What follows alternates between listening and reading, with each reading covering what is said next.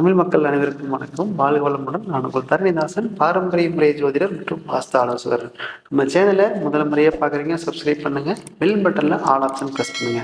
நாங்கள் போடுற அடுத்தடுத்த வீடியோ உங்களுக்கு வந்து கொண்டே இருக்கும். இப்போ மிதுன ராசிக்கு செவ்வாய் பகவான் பயிற்சி நிலையை பற்றி இந்த வீடியோவில் விரிவாக பார்க்க போகிறோம். அது செவ்வாய் எப்போ பயிற்சி ஆகிறாரு, எந்த வீட்டுக்கு அதிபதி அப்படின்னு பார்த்தீங்கன்னா, உங்கள் ராசிக்கு 11ஆம் வீட்டு அதிபதியும் 6ஆம் வீட்டு அதிபதியும் உங்கள் ராசி மேலே வரப்போகிறாரு.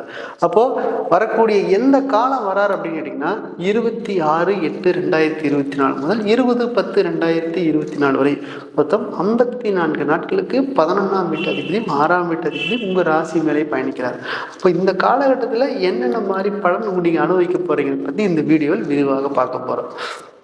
பாருங்கன்னா, 11ஆம் அதிபதி அப்படிங்கிற ராசி மேலே வரும்போது வெளிநாட்டில் என்ன பண்ணணும்னு நினைக்கிறீங்களோ அதை தாராளமாக பண்ணிகிட்டே இருக்கலாம். அது லாபஸ்தானம் கூட. அடுத்தது 10ஆம் இடத்துல ராகு பகவான் இருக்கிறார். அப்போ வெளிநாட்டில் ஏதாவது தொழில் செய்யணும், ரொம்ப நாள் ஆசைங்க, அது எப்போ செய்கிறதுன்னு தெரியல, எந்த காலகட்டம் தெரியல அப்படின்னா வரக்கூடிய இந்த 54 நாட்களுக்கு வெளிநாட்டில் ஏதாவது வேலை செஞ்சீங்களோ அப்படி இல்லை தொழில் செஞ்சீங்களோ இது அருமையான காலகட்டமாக இருக்குது. ஏன்னா 11ஆம் இடத்து அதிபதியே உங்கள் ராசி மேலே வராது, உங்கள் ராசியாதிபதியே 2ல் இருக்கார். அப்போ இந்த காலகட்டத்தில் எதை செஞ்சாலும் 54 நாட்களுக்கு வருமானம் அதிகமாக வரக்கூடிய காலகட்டமாக இருக்க போகுது. பார்த்தீங்கன்னா, எந்த தொழில் செய்யறதுன்னு தெரிலங்க அப்படின்னு ராகு சம்பந்தமான தொழில் செஞ்சீங்கன்னா இந்த 54 நாட்களுக்கு மிக நல்ல யோகத்தை கொடுக்கக்கூடிய காலகட்டமாக இருக்கு. பார்த்தீங்கன்னா முயற்சி செஞ்சுட்டே இருக்கிறேங்க, எனக்கு எதுவுமே கிடைக்கலங்க, ஆனால் இந்த வெளிநாடு போகிற யோகம் இருக்கா இல்லையா, என்ன பண்ணுறதுனே தெரியல, வாழ்க்கை எதை நோக்கி போகுதுன்னே தெரியல. ஏன்னா நம்ம அதிகமாக நண்பர்கள் நம்பி ஏமாந்துருக்கிறோம். நம்ம யாருக்கிட்ட முயற்சி பண்ணுறது, யாருக்கிட்ட சொல்கிறதுன்னே தெரியலையே அப்படிங்கிற ஒரு யோசனையிலே இருப்பீங்க. இதெல்லாம் பாருங்கள், அந்த 26/8க்கு மேலே நீங்களுக்கு எதை தொட்டாலும் ஜெயிக்கக்கூடிய அமைப்பே வருது. பாருங்கள், லாபஸ்தானாதிபதியே உங்களுக்கு வராது, உங்கள் ராசி மேலேயே பயணிக்கிறார். அது 54 நாட்களுக்கு பயணிக்கிறார். அப்போ இந்த காலம் மிக நல்ல காலமாக இருக்க போகுது.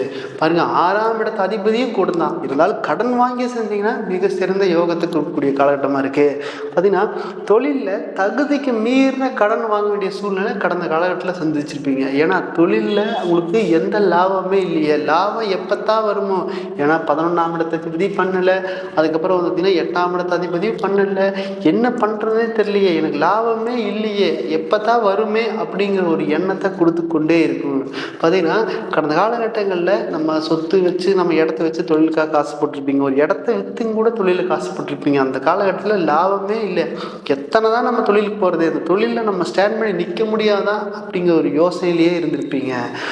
வரக்கூடிய காலகட்டங்களில் இந்த 54 நாட்களில் நீ என்ன மாதிரி தொழில் செய்ய வேண்டிங்களோ அது நல்லபடியாக செஞ்சால் வரக்கூடிய லாபஸ்தானாதிபதி உங்கள் ராசி மேலே வரும்போது நீ என்ன பண்ணாலும் அது வெற்றி அடையக்கூடிய காலகட்டமாக இருக்குது. பார்த்தீங்கன்னா, வேலையில் நிறைய ப்ரெஷர் இருக்குது, இந்த வேலை ஏன் செய்கிறோங்கிற ஒரு வருத்தம் இருந்துகிட்டே இருக்குது.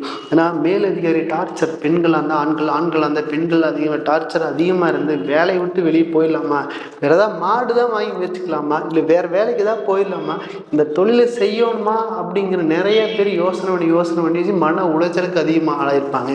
ஏன்னா கடனும் இல்லை, எதிர்பார்த்த சம்பளம் இல்லை, வேலையிலையும் டார்ச்சரு, நம்ம என்ன பண்ணுறதே தெரியல, நம்ம வாழ்க்கையில் இந்த மாதிரி ஒரு சம்பவம் நடக்குமா அப்படிங்கிற நிறைய பேர் யோசனை பண்ணி செஞ்சுருப்பீங்க.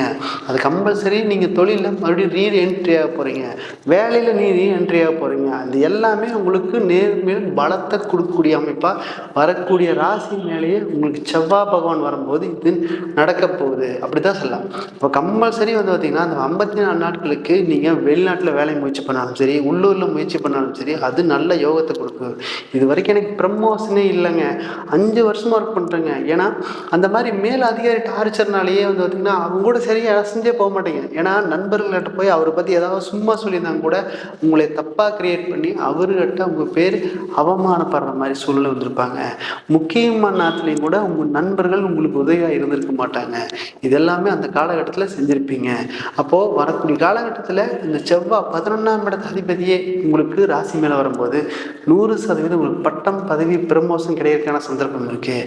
நீங்கள் எதெல்லாம் செய்யணும்னு நினச்சிங்களோ இதெல்லாம் வந்து பார்த்திங்கன்னா மேலதிகாரி டார்ச்சராக இருந்துச்சு, நம்ம என்ன பண்ணுறதுன்னே தெரியல அப்படின்னாலும் கூட இந்த ராசியாதிபதி உங்கள் ராசி மேலே செவ்வாய் வந்து அங்கே நிற்கும் பொழுது 100% உங்களுக்கு மேலதிகாரி இருக்க டார்ச்சர் கம்மியாகி அவர் வேறு இடத்துக்கு போயிடலாம். இல்லாட்டி உங்களுக்கு வேறு இடத்துக்கு ப்ரமோஷன் அதே கம்பெனியில் கொடுத்து மேலே இடம் நல்லபடியாக ப்ரமோஷன் கொடுத்து வச்சுருப்பாங்க. இது அந்த காலகட்டத்தில் லாபஸ்தானாதிபதி வரும்போது மிக சிறந்த யோகத்தை கொடுக்குது. பாருங்க, திருமணம் ஆகி எனக்கு எதுவுமே நடக்கலைங்க, அப்படி இந்த குழந்தை பேர்னால நான் பிரிஞ்சுட்டேங்க, 5 வருஷமாக ட்ரை பண்ணுறேங்க, ஏன் அப்படின்னு நினைக்கினா உங்களுக்கு அந்த மாதிரி நம்ம சரியான பிரச்சனையிலே இருக்குது. நம்ம குழந்தையினாலேயே பிரிஞ்சுட்டு வேண்டிய சூழ்நிலை இருக்குது, நம்ம குழந்தை இல்லையே அப்படின்னு வருத்தத்திலேயே இருக்குது. பார்த்தீங்கன்னா 10ஆம் இடத்துல ஒரு பாவிகரம் இருந்துச்சுனாலே உங்களுக்கு 100% ஒரு குழந்தை இருக்குது அப்படின்னு தான் சொல்ல. ஏன்னா ராகு பகவான் 10ஆம் இடத்துல இருக்கிறாரு. அப்புறம் உங்களுக்கு 5ஆம் இடத்தை உங்களுக்கு பார்த்தீங்கன்னா உங்களுக்கு 5ஆம் இடத்த அதிபதி அப்படிங்கிறது சுக்கிர பகவான். அந்த சுக்கிர பகவான் பார்த்தீங்கன்னா அந்த கேது பகவான் கூட இருக்கிறாரு. அப்போது 4ஆம் இடத்த குரு பார்க்குறாரு. அப்போ இது பார்த்தீங்கன்னா நல்ல யோகத்தை கொடுக்கக்கூடிய காலகட்டமாக இது இருக்குது. பார்த்தீங்கன்னா 10ல் ஒரு பாவிகரம் இருந்துச்சுன்னா கம்பல்சரி ஒரு கிரை உங்களுக்கு கர்மம் செய்கிற ஒரு குழந்தை உண்டு, வம்ச விருத்தியாருக்கான வாய்ப்புகள் உண்டு. 11ஆம் இடத்துல லக்னத்தில் ராசி மேலே போகும்போது 100% உங்களுக்கு எதையை செஞ்சாலும் நன்மை அளிக்கக்கூடிய காலகட்டமாக வரக்கூடிய 54 நாட்கள் இருக்கு போது நல்லபடியாக பயன்படுத்தினா மட்டும் சரி. பாருங்க, இது வரைக்கும் எனக்கு திருமணம் ஆகவே இல்லைங்க, 5 வருஷம் 3 வருஷம் 2 வருஷம் பார்க்குறேங்க, எனக்கு திருமணம் எப்பத்தான் நடக்குதுன்னே தெரியலங்க, எனக்கு கூட சின்ன வயசு பசங்களுக்கு எல்லாமே கல்யாணம் ஆகிட்டு இருக்குங்க, எனக்கு ஆகவே இல்லை அப்படின்னு ஒரு வருத்தத்திலே இருப்பீங்க. இதெல்லாம் எத்தனை நாளைக்கு தான்? நம்ம வாழ்க்கையில் நம்ம யாருக்கும் எந்த துரோகம் செய்யறதில்லை. ஏன்னா நம்ம வாழ்க்கையில மட்டும் இப்படி நடக்குமா அப்படின்னு உங்களுக்குள்ளே நீங்கள் கேள்வி கேட்க வேண்டிய சூழ்நிலைக்கு அதிகமாக தள்ளப்பட்டுருவீங்க. ஏன்னா அந்த மாதிரி சூழ்நிலை இருக்குது. ஏன்னா உங்கள் ஜாதகம் எங்கெல்லாம் போகுதோ அங்கே திருமணம் ஆயிரும். அப்படி அந்த வேண்டிய சூழ்நிலை இருந்து கொண்டே இருக்குது. பார்த்தீங்கன்னா பக்கத்து வீட்டு குழந்தைங்க பசங்களுக்கெல்லாம் கல்யாணம் ஆகிட்டு இருக்கு, ஆனால் எனக்கு ஆகலையே அப்படின்னு இந்த மிதுன ராசிக்கார ஒரு ஏக்கத்திலேயே இருப்பாங்க. ஏன்னா அந்த உபய ராசி அப்படிங்கிறது உங்களுக்கு மிதுன ராசியாக இருக்கும் போது அந்த ராசியிலே வந்து பார்த்தீங்கன்னா செவ்வாய் பகவான் வந்து நிற்கும் போது நீ என்ன மாதிரி பொண்ணை நினைக்கிறீங்களோ அந்த மாதிரி பொண்ணு வரக்கான சந்தர்ப்பம் இருக்குது. ஏன்னா 7ஆம் இடத்ததிபதி 12 இருந்தாலும் கூட உங்களுக்கு செவ்வாய் அப்படிங்கிறது உங்களுக்கு 11ஆம் இடத்ததிபதி 7ஆம் இடத்துல பார்க்குறாரு. அப்போ நல்ல வசதி வாய்ப்புகளோடு வரக்கூடிய காலகட்டமாக இந்த காலகட்டத்தில் இருக்குது. அங்கே செவ்வாய் அங்கே பார்த்தாலே போதுங்க, ஆனால் நல்ல யோகத்தை கொடுப்பாரு. அது பார்த்தீங்கன்னா லாபஸ்தான விதியை பார்க்குறாரு பார்த்தீங்களா? அப்போ 100% யோகத்துக்கு கொடுக்கக்கூடிய காலகட்டமாக வரக்கூடிய காலகட்டம் இருக்குது. நீங்கள் என்ன பொண்ணு நினைக்கிறீங்களோ அந்த மாதிரி பையன் வரும். அப்போ மிக சிறந்த எப்படின்னா நீங்கள் வந்து ஒரு சொத்தோடு வரணும்னு நினைக்கலாம், இல்லாட்டி படித்த மனைவியாக வரணும்னு நினைக்கலாம், இல்லாட்டி அழகான மனைவியாக வரணும்னு நினைக்கலாம். இது எல்லாமே இந்த 54 நாட்களுக்கு முயற்சி பண்ணிங்கன்னா நல்ல யோகத்தை கொடுக்குறீங்க. ஏன்னா செவ்வாய் அந்த 7ஆம் இடத்தை பார்க்குறாரு பார்த்தீங்களா? அந்த காலகட்டத்தில் நீங்கள் முயற்சி செஞ்சால் மட்டும் போதும் நல்ல யோகம் வர்றதுக்கான சந்தர்ப்பம் வரக்கூடிய காலகட்டத்தில் இருக்கு. இது எல்லாமே சரிங்க. நமக்கு அம்மாவோட உடல் அப்படிங்கிறது நைன்னு இருக்கிறதுக்கான அம்மாவோட உடல் அதிகமாக சரியில்லாமல் போகிறதுக்கான சந்தர்ப்பம் அதிகமாக வரும். ஏன் அப்படின்னு கேட்டிங்கன்னா உங்களுக்கு அம்மா மேலே அதிகமாக பாசம் வச்சுருக்கலாம். ஏன்னா இது வரைக்கும் வந்து பார்த்திங்கன்னா அம்மா மேலே பாசமே இல்லைன்னா அம்மாவோட உங்களுக்கு சின்ன சின்ன கருத்து வேறுபாடு வரும். ஏன்னா 4ஆம் இடத்துல உங்களுக்கு ராகு பகவான் இருந்தாலும் கூட அம்மாவோட அதிகமாக கருத்து வேறுபாடுகள் வரக்கூடிய காலகட்டமாக இந்த காலகட்டத்தில் இருக்குது. இதில் பார்த்திங்கன்னா குரு பகவான் அந்த 4ஆம் இடத்தை பார்க்குறாரு. இது அம்மாவோட உடல்நிலை மேலும் மேலும் வளர்ச்சி எடுக்கிற காலகட்டமாக இருக்க போகுது. ஏன்னா செவ்வாய் பகவான் 4ஆம் வாரியே அவங்களை அம்மா ஸ்தானத்தை பார்க்குறாரு. பாருங்க, அப்பா அப்படிங்கிறது உங்கள் ஜாதகத்தில் 9ஆம் இடம் சொல்லாமுங்க. 9ஆம் இடத்துல சனி பகவான் வக்ரமாக்குறாரு. அவரு உடல்நிலையை கொஞ்சம் கவனம் செலுத்தி பார்த்தீங்கன்னா மிக சிறப்பாக இருக்கக்கூடுது. பார்த்தீங்கன்னா இது வரைக்கும் இடமே வாங்கலைங்க, எப்பத்தான் வாங்குறது அப்படின்னு நிறைய பேர் இந்த உபய ராசிகளுக்கு ஒரு எதிர்பார்ப்பு இருந்து கொண்டே இருக்கு. பார்த்தீங்கன்னா இந்த மிதுன ராசிக்கெல்லாம் ஒரு எதிர்பார்ப்பு இருந்துகிட்டே இருக்கும்.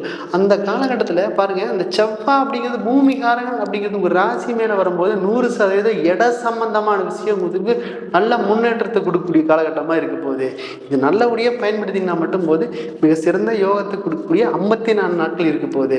இது பார்த்தீங்கன்னா மிதுன ராசிக்கு கோச்சாரம் பண்ண மட்டும்தான். இது உங்கள் சுய ஜாதகத்தில் என்ன திசை என்ன புத்தி என்ன அந்தரம் போகுது அப்படி பார்த்துக்க. இதே வந்து செவ்வாய் திசையோ செவ்வாய் புத்தியோ செவ்வாய் அந்தரம் போயிருந்தா நாங்கள் சொல்கிறப்பெல்லாம் அப்படியே எக்ஸாக்டாக நடக்கிறதுக்கான சந்தர்ப்பங்கள் இருக்க போகுது.